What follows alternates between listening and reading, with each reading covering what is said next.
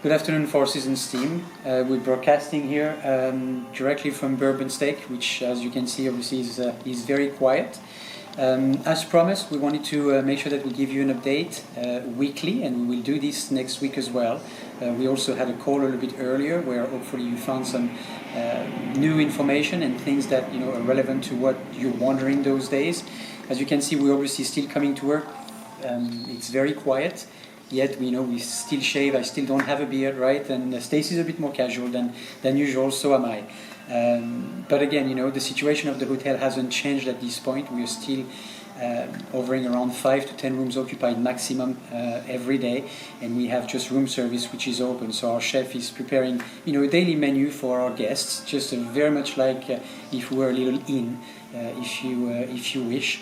And obviously you have seen and heard that Mayor Bowser has actually passed a recommendation to make sure that all non-essentials business would be closed. So from last week, the traffic in the street and businesses around us have continued to close. For example, the George's Salon has closed, along with Garisco Gallery as well. That being said, as a hotel, we're considered essential. Many of you know of Mr. Saul and the Phillips family that actually lives here with us right now. They're still here. We have a few transient guests that are joining us here and there, but we're considered essential. We're a shelter. We're a place where people are able to be, and we continue to operate the hotel, obviously, even though on a smaller scale. But we're very careful. We're very careful also and respectful of those guests that are here, wanting to protect them, or anybody else that may walk through the hotel, and of course our employees are coming to work every day. So at this point, this non-essential business closure is established until April 24, and that takes us well into April, obviously. So I don't anticipate any changes or intake of further business, at least before that time. And again, we don't know what the lapse of time is going to be before we can come back to somewhat normal operation, reopening the restaurants and whatnot. But at this point, we hope that sometimes in May this will be the case. We're really preparing for the worst and hoping for the best. We have taken down all of our staffing and so on at the minimum, and our owners really want to continue to stay open for a couple of reasons. One, they want to make sure that we continue to provide for our guests, but continue to provide for the few staff members also that are allowed and able to come to work right now. And they continue to also want to make sure that they generate a little bit of revenue to be able to continue to keep their commitment of paying all of your benefits as soon as you have the need. And they continuously remind us that they're very aware that the most important thing here is not what surrounds us, but is all of you. And as I said last week, it's just not the same. Clearly, you can see that this place has no soul right now. So one encouraging thing, and while we're not there yet, is that our hotels in China, as the curve of cases of COVID-19 have dropped. When we saw a sharp drop of cases over there and almost a flat line close to the zero line, we've seen our hotels starting to gain a little bit of occupancy. That being said, it took them a good 2 months to do so. So we're not hopeful that this will happen overnight, especially that here in Washington in particular, we have not seen the peak of the virus, we've been told, which reminds us we need to continue to be very careful. And everything that you're doing at home and everything that I mentioned earlier that we're doing here are also a very intricate part of making sure that this doesn't last longer than it needs to be. Right? So we've received many questions from all of you, and we're very grateful for it because it actually guides us and helps us finding answers. It also helps us helping you. And at this point, before I close this up, I would like to pass this on to Stacey, who's going to talk to you about a couple of points here as well. And again, she's available for questions, or I am as well, if you have anything at all. Stacey? Right. So this is new for us, right? We're getting questions that we've never had to answer before. So hopefully we've been able to get back to you timely. If there's any outstanding questions that you have, I promise to get back to you today. I know that there's questions around the Family First Act, and though we don't have complete clarity around it in terms of how it pertains to our employees, we have a team in Home Office working on it, and we'll hopefully have all those answers to you by early next week.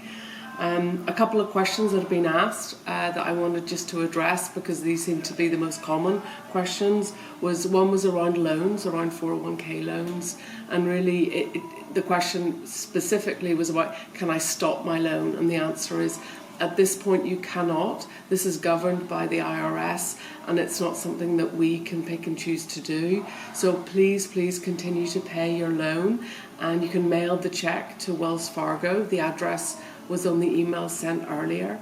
It's important that you continue to do that so you don't default on your loan.